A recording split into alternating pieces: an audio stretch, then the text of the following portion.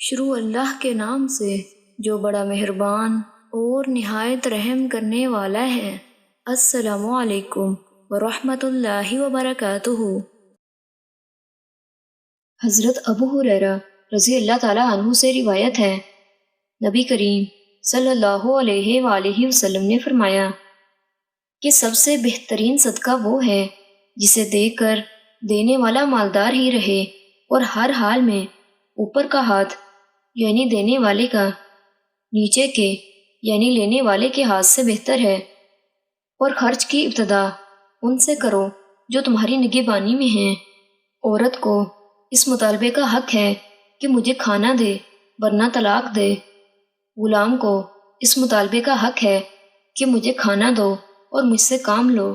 بیٹا کہہ سکتا ہے کہ مجھے کھانا کھلاؤ یا کسی اور پر چھوڑ دو۔ لوگوں نے کہا، اے ابو ہریرہ، کیا یہ آخری ٹکڑا بھی؟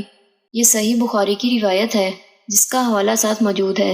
اللہ تعالیٰ سے دعا ہے کہ اللہ تعالیٰ ہمیں اس حدیث مبارکہ پر عمل کرنے کی توفیق عطا فرمائے۔ آمین۔